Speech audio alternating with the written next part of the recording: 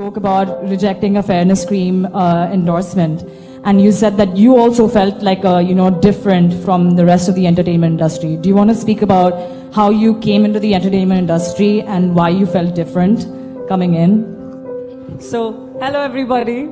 Hi. And you all know what happened and why I had to say no. It's just that I've been one of you. I've been equally insecure during one period in my life. It took a million souls to actually reach out and tell me that I look beautiful the way I did. My first film, Premam, I was accepted with my pimples, with everything I thought was a flaw. But everybody loved me for the way I looked, so I thought I'm in a place where I get to inspire, or at least when I grew up, I did not see somebody who was at least saying normal. So I felt that if I was going to help another 10 people out there, I consider myself blessed. Firstly, it's just that we grow up seeing a lot of people who have perfect features, perfect body. That is what we believe, because she looks that beautiful, she looks that fair, she's got perfect features. We consider them to be actors and actresses. So that's how I was. I grew up seeing Trisha and Simran and all of them. They had perfect figure, they had great body. But then there was one point at which I didn't know whether I wanted to become an actor. But there, I always had this insecurity when I was in Georgia doing medicine. So I was with these Georgians, people who were very fair, and then they didn't have pimples, but I had all of this. And I didn't know whether I could accept this or accept myself for who I was. And then I come back to India, and I'm so happy that Alphonse picked me for Premam. I was so nervous the day the movie got released.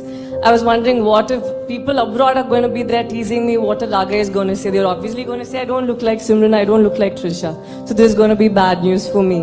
And then I ended up seeing tweets after I went back to Georgia. People were actually happy seeing someone in their own skin. And that made me feel so confident about myself. And then I wondered, okay, maybe that is all it is. Maybe if there's somebody up there, a lot of people will feel very happy about how they look. So that is how I felt when I got into the industry. And I'm blessed that I worked with directors who liked me in my own skin, and they did have me put on makeup before, say, pre-shoot. But then they saw that it was not the real me, and I couldn't emote as much as I did without makeup, so they asked me to take it off. So finally, this is where I am, and I'm personally very happy that I happen to be the one over here, really. That is so true. It's all about accepting who you are, right? And something so superficial like your skin color that you can never change. How can you not accept it? And I actually truly believe that melanin is a superpower, and I think everyone in India is blessed with it. We generally look at the whole population and we think that there are a few people who are mocking at people of this color, but honestly speaking, when I was in school and college, I grew up with friends who would look at a girl who had a darker boyfriend and said that, hey, you can actually do better, you're way out of his league. And when you see a guy with a girl who's a little darker, you end up saying, I think there's something else this guy is. What does he see in this girl? So we end up saying such things, and it's just no person who is there trying to make you feel bad.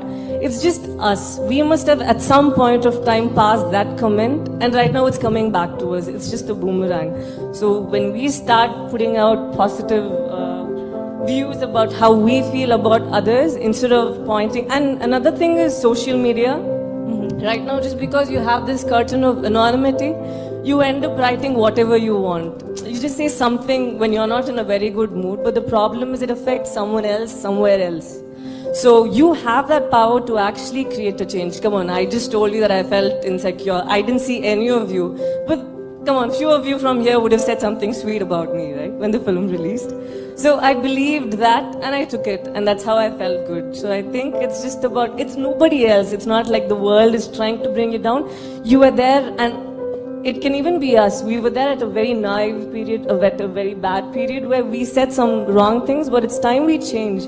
We know that it is possible for us to sin, but then it's important for us to consider or respect others' feelings and accept them for who they are. Just look at their character and just fall in love. That is all. Yeah. We want to felicitate Sai Pallavi for turning down a fairness product advertisement. I did this for us all, and this doesn't end right here. Understand end. one thing, because it's just not the fairness companies that we need to ban or anything. It's just that normally people exploit our insecurities. That is all.